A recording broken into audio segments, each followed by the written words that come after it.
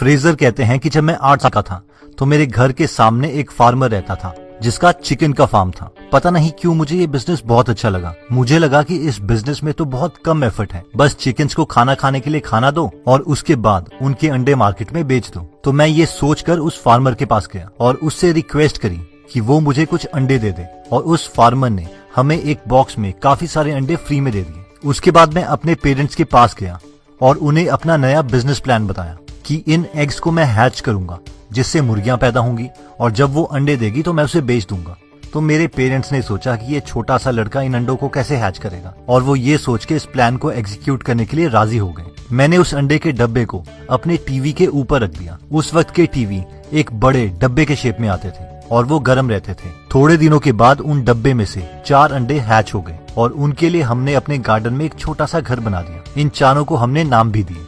जब उन्होंने अंडे देना स्टार्ट कर दिया तो मैंने उन अंडों को अपने पड़ोसियों को सेल करना स्टार्ट कर दिया। लेकिन एक दिन जब मैं स्कूल से घर आया तो मुझे पता चला कि एक फॉक्स ने सारी मुर्गियों को खा लिया है। उस दिन मैं बहुत दुखी हुआ। ये मेरे बचपन का सबसे पहला बिजनेस था जिसे मैंने ऑलमोस्ट 0 इन्वेस्टमेंट से स्टार्ट किया था। इसके बाद भी मैंने कई बिजनेसेस स्टार्ट किए, लेकिन फिर मैंने एक फुल फ्लैज कंपनी खोली जिसे मैं आज भी चला रहा हूँ और जिसने मुझे मिलियनेयर बनाया था। एक बार मैं स्कूल की छुट्टियों पर अपनी ग्रैंड मदर से मिलने गाँव गया था। वहाँ पर मैंने देखा कि मेरी ग्रैंड मदर हमेशा की तरह जैम बना रही थी। वो बहुत ही टेस्टी जैम बनाती थी। मुझे पता नहीं क्यों उस दिन जैम बहुत टेस्टी लगा और मैंने अपनी ग्रैंड मदर से कहा कि मुझे भी ये जैम बनाना सिखाओ। उस दिन हमने कई घंटों तक जैम बनाया और उसे जार्स में भर दिया। उसके बाद मैं भाग के सुपरमार्केट गया और फ्रूट्स लेके आया और खुद दोबारा से जैम बनाई। और इससे पहले कि जैम ठंडी भी हो, मैं उस जैम को अपने पड़ोसियों के पास लेके गया और उनसे पूछा कि उन्हें मेरी बनाई हुई जैम कैसी लगी। मेरे पड़ोसियों ने मुझे कहा कि उन्हें मेरी बनाई हुई जैम बहुत टेस्टी लगी है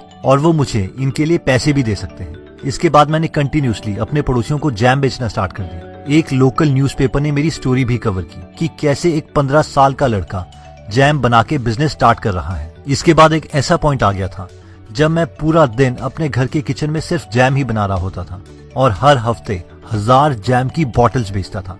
लेकिन इससे मेरे घर वाले थोड़ा परेशान हो गए थे क्योंकि उन्हें अब किचन में खाना बनाने में भी प्रॉब्लम आ रही थी। इस वक्त मुझे लगा कि अब मुझे जैम को किसी फैक्ट्री में बनवाना चाहिए। इसके लिए पहले मैंने जैम के बारे में बहुत रिसर्च की और मुझे पता चला कि जैम की सेल्स हर साल कम हो रही है क्योंकि एक तो हर जैम में शुगर कंटेंट बहुत ज्यादा होता है और दूसरा लोगों को जैम में कुछ नया चाहिए था।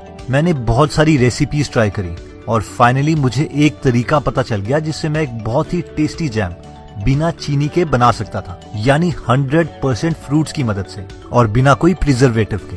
फिर मैंने सोचा कि इस जैम को मैं सुपर मार्केट्स में बेचूंगा क्योंकि इन लोगों के पास बहुत से स्टोर्स होते हैं जिससे मेरी सेल्स बहुत ज्यादा इंक्रीज हो जाएगी।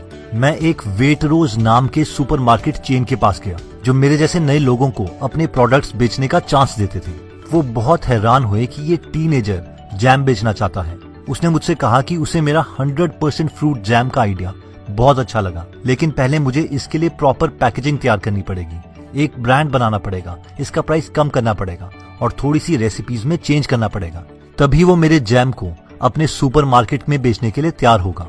इतना सुनने के बाद मैं बहुत खुश हुआ और ये मेरा सपना बन गया कि मुझे अपने जैम को एक सक्सेसफुल प्रोडक्ट बनाना है। मैं काफी डिजाइनर्स से, मार्केटिंग के लोगों से मिला और हमने इस जैम का नाम सुपर जैम रखा। इसके लिए मैंने बहुत सारे पैकेजेस तैयार करे क्योंकि सुपर जैम सुपर ह्यूमन की तरह लगता था। तो इस ब्रांड के लिए हमने काफी सारी स्टोरीज तैयार की जिससे हम इस ब्रांड के बारे में लोगों को बता सके। फिर मैं जैम की फैक्ट्रीज के चक्कर काटने लग गया ताकि वो मेरे लिए जैम बनाने के लिए तैयार हो जाएं, जिससे मैं लार्ज स्केल में जैम प्रोड्यूस कर सकूं। ज्यादातर हर फैक्ट्री ओनर ने मुझे जैम बनाने के लिए मना कर दिया। किसी को मेरे प्रोडक्ट पर विश्वास नहीं था। कोई सोचता था कि मैं 17 साल का एक लड़का हूँ और मुझे बिजनेस के बारे में कुछ नहीं पता। लेकिन एक जैम ओनर मेरे आइडिया को ट्राई करने के लिए रेडी हो गया क्योंकि उनकी जैम की सेल्स कम हो रही थी और उनकी कई मशीन्स फ्री थी जिससे मेरी जैम रेसिपीज ट्राई की जा सके। अब जैसे ही मैं अपने नए बनाए हुए जैम्स का स्टॉक उस सुपरमार्केट वेटरोज में लेके गया तो उन्होंने मेरी हर चीज को मना कर दिया। उन्होंने कहा कि जिस फैक्ट्री से मैं जैम बनवा रहा हूँ वो बहुत कॉस्टली है जिसकी वजह से प्रॉफिट मार्जिन कम रहेगा। मेरी ब्रांडिंग का तरीका भी उन्हें पसंद नहीं आया, इवन कि उनको मेरी जैम का टेस्ट भी अच्छा नहीं लगा और इस चीज पर मैंने ऑलमोस्ट 1 साल वेस्ट कर दिया था। थोड़े दिन मैं परेशान रहा, लेकिन मैंने फिर से ट्राई करने की सोची। मैं दोबारा एक्सपर्ट से मिला और उन्होंने मुझे पैकेजिंग की इम्पोर्टेंस के बारे में बताया कि किस तरीके से एक अच्छी पैकेजिंग प्रोडक्ट की परसीव्ड वैल्यू को बहुत बड़ा कर सकती है। उन्होंने मुझे ऐसे एग्जाम्पल्स बताए जहां पर एक पैकेजिंग को चेंज करके सेल्स बहुत बढ़ गई थी। फिर मुझे ब्रांड के बारे में पता चला कि ज्यादातर लोग ये गलती करते हैं कि वो अपने प्रोडक्ट के बारे में 10 रीजंस देना चाहते हैं जिसकी वजह से कस्टमर्स उनका प्रोडक्ट खरीदें। लेकिन बेटर ये है कि सबसे बेस्ट रीजन लो और सिर्फ वो ही एक रीजन बार बार अपने कस्टमर के सामने बोलो और यही रीजन आपके प्रोडक्ट में भी दिखना चाहिए। मुझे भी मेरी जैम का बेस्ट रीजन पता चल गया था और वो था 100% फ्रूट। That's it, 100% fruit. इसके अलावा मैंने अपने प्रोडक्ट में कुछ ऐड करने की कोशिश नहीं की। मैंने दोबारा से एक नए फैक्ट्री ओनर को ढूंढा और नया प्रोडक्ट ट्राई किया। मैं दोबारा सुपरमार्केट गया और उन्हें अपना प्रोडक्ट और उनकी कॉस्टिंग और मार्जिन्स के बारे में एक्सप्लेन किया। इस बार उन्हें मेरा प्रोडक्ट पसंद आ गया और हमने पहले ही दिन फैक्ट्री में 50,000 जार्स बनवाए। ये मेरी सक्सेस का दिन था।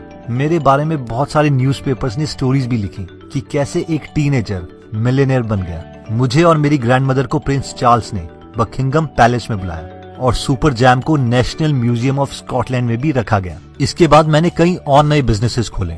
मैंने एनवलप में कॉफी का बिजनेस खोला, मैंने बियर का सब्सक्रिप्शन बिजनेस खोला और मैंने ओट्स का बिजनेस भी खोला। मेरे बहुत सारे आइडियाज फेल भी हुए, लेकिन इनसे मैंने बहुत सारे लेसन सीखे जो मैं आपको आज बताना चाहता हूँ। तो सबसे पहला लेसन जो ऑथर बताते हैं वो है वॉन्टरप्रेन्योरशिप। ऑथर कहते हैं कि वॉन्टरप्रेन्योर्स वो लोग हैं जो लोग बिजनेस के बारे में बहुत स्टडी करते हैं। ये लोग बुक्स पढ़ते हैं, कॉन्फ्रेंसेस अटेंड करते हैं और बहुत रिसर्च करते हैं। इन्हें ये भी पता होता है कि इस हफ्ते कौन सा सबसे सक्सेसफुल बिजनेस आइडिया है, लेकिन ये लोग कुछ भी एग्जीक्यूट नहीं करते। इन्हें हमेशा ये लगता है कि अगर इन्होंने कुछ ट्राई किया और फिर वो चला नहीं तो क्या होगा। ऑथर ऐसे लोगों को वॉन्टरप्रेन्योर्स कहते हैं और बोलते हैं कि हमें अपने आइडियाज एग्जीक्यूट करने से नहीं डरना चाहिए।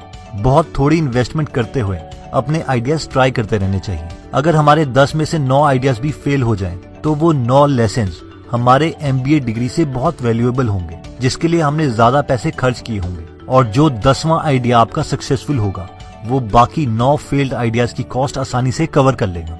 नेक्स्ट लेसन कहता है tell everyone about your ideas. Author बोलते हैं कि मैक्सिमम लोग अपने आइडियाज कभी किसी को बताते ही नहीं। उन्हें लगता है कि उनका आइडिया बहुत ही यूनिक है और अगर उन्होंने ये किसी को बता दिया तो उनका आइडिया कॉपी हो जाएगा, जबकि 99% केसेस में बहुत ही कम लोगों के पास यूनिक आइडियाज होते हैं। और सक्सेस हमें आइडिया से नहीं मिलती, उसके एग्जीक्यूशन से मिलती है। अगर हम अपने आइडियाज लोगों के साथ शेयर करते हैं तो वो लोग हमें बता सकते हैं कि हमारे आइडिया में क्या मिसिंग है और क्या लूप होल्स हैं, जो कि हमारे लिए बहुत हेल्पफुल रहते हैं। नेक्स्ट लेसन कहता है कि be optimistic and pessimistic. Author कहते हैं कि जो भी बिजनेस आइडिया हमारे पास है उसे हमें दोनों तरीके से वैलिडेट करना चाहिए।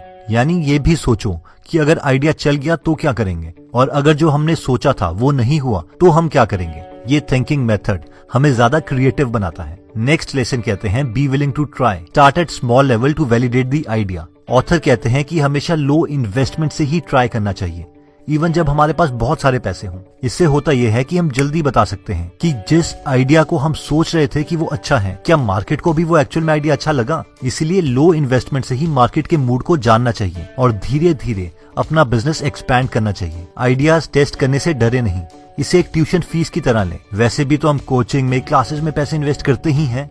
नेक्स्ट लेसन कहता है कि यूज इंटरनेट। ऑथर कहते हैं कि इंटरनेट के आने के बाद बिजनेस को करना एक्चुअल में बहुत आसान हो गया है। पहले एक टीम मेंबर ढूंढने के लिए महीने लग जाते थे, लेकिन आजकल हम 2 दिन के अंदर एक टीम मेंबर ढूंढ सकते हैं। ऑथर ने 48 घंटे यानी सिर्फ 2 दिन के अंदर एक आइडिया को एग्जीक्यूट किया और उसे बिजनेस में कन्वर्ट कर दिया, और ये था उनका ओट्स का बिजनेस। और ये सब उन्होंने एक नॉर्मल शॉपिफाई की वेबसाइट खोल के किया। इसलिए जितनी जल्दी हो सके इंटरनेट पर अपना बिजनेस लाने की कोशिश करें। नेक्स्ट लेसन कहता है add story to explain ideas. Author कहते हैं कि मैं अभी तक अपने सुपर जैम के बिजनेस को स्टोरीज के रूप में एक्सप्लेन करता हूँ। ये मेथड ब्रांडिंग के लिए बहुत अच्छा है और इससे हमारे कस्टमर्स हमारे साथ इमोशनल लेवल पर कनेक्ट हो जाते हैं। तो दोस्तों, इस वीडियो में हमने देखा कि किस तरीके से एक मिडिल क्लास लड़का मिलियनेयर बन गया, और वो भी बिना कोई ज्यादा पैसे इन्वेस्ट किए हुए। उन्होंने इस जर्नी में बहुत सारे लेसन सीखे हैं, जैसे कि वॉन्टरप्रेन्योरशिप से बचें, यानी सिर्फ आइडिया से कुछ नहीं होता। आइडिया तो सबके पास है, जो चीज मैटर करती है वो है एग्जीक्यूशन। नेक्स्ट हमने देखा कि अपने आइडियाज किसी को बताने से डरे नहीं, क्योंकि दूसरा इंसान आपको आपके आइडियाज के लूप होल्स बता सकता है। नेक्स्ट हमने देखा कि अपने बिजनेस को ऑप्टिमिस्टिक और पेसिमिस्टिक दोनों तरीके से सोचें। इसके बाद हमने देखा था कि बिजनेस को लो इन्वेस्टमेंट से ही स्टार्ट करना चाहिए ताकि हम ये देख सकें कि मार्केट को हमारे आइडियाज पसंद है भी या नहीं। और जब बिजनेस चलने लगे तो बिजनेस से ही कमाए हुए पैसों को इन्वेस्ट करें। नेक्स्ट हमने देखा था कि आजकल इंटरनेट की मदद से हम अपने बिजनेस को बहुत जल्दी एक्सपैंड कर सकते हैं। हम पूरी मैनकाइंड में पहली ऐसी जनरेशन है जिसे ये अपॉर्चुनिटी मिली है, इसलिए इसे जरूर यूज करें। और फाइनली हमने देखा था कि स्टोरी एक बहुत ही इफेक्टिव तरीका है अपने कस्टमर्स को बताने का कि आपका ब्रांड क्या वैल्यू प्रोवाइड कर सकता है। दोस्तों, ये सारी बातें हमने आपको फ्रेजर डोहार्टी की बुक 48 आवर्स स्टार्टअप से बताई है। ऑथर बोलते हैं कि मैंने ये बुक इसीलिए लिखी है ताकि आप लोग उन गलतियों से बच सको जो मैंने की थी और जॉब के बजाय एक बिजनेस क्रिएट कर सको और उस फ्रीडम और सक्सेस को एक्सपीरियंस कर सको जो मैंने किया था। और इसीलिए हमने आपके लिए गीगल ऐप बनाई है ताकि आप बुक्स को पढ़कर जल्दी सक्सेसफुल हो सकें और औरों की गलतियों से सीख सकें। इस ऐप में आप बहुत सी बिजनेस बुक्स की समरीज फ्री में सुन सकते हैं और पढ़ सकते हैं, जैसे कि rich dad poor dad, lean startup, $100 startup, 4 hour work week, rework, influence, Steve Jobs, who moved my cheese, story branding and many many many more. तो अगर आप फ्री में हिंदी ऑडियो बुक समरी सुनना चाहते हैं तो डिस्क्रिप्शन में दिए हुए लिंक पे जाके आप हमारी गीगल ऐप डाउनलोड कर सकते हैं। दोस्तों, इस बुक में और भी काफी इंटरेस्टिंग टिप्स दिए गए हैं। अगर आप ये पूरी बुक पढ़ना चाहते हैं तो डिस्क्रिप्शन में दिए हुए लिंक पे जाके आप ये बुक खरीद सकते हैं। आप 2 फुल बुक्स को भी फ्री में सुन सकते हैं, जिसके लिए मैंने लिंक डिस्क्रिप्शन में दे दिया है। अगर आप हमारी वीडियोस मिस नहीं करना चाहते तो हमारा पेज लाइक करने के बाद 3 डॉट्स के बटन को प्रेस करके फॉलो के बटन को सिलेक्ट कीजिए और फाइनली सी फर्स्ट के ऑप्शन को सिलेक्ट कर लीजिए। इससे आपको हमारी हर पोस्ट मिलती रहेगी। जय हिंद।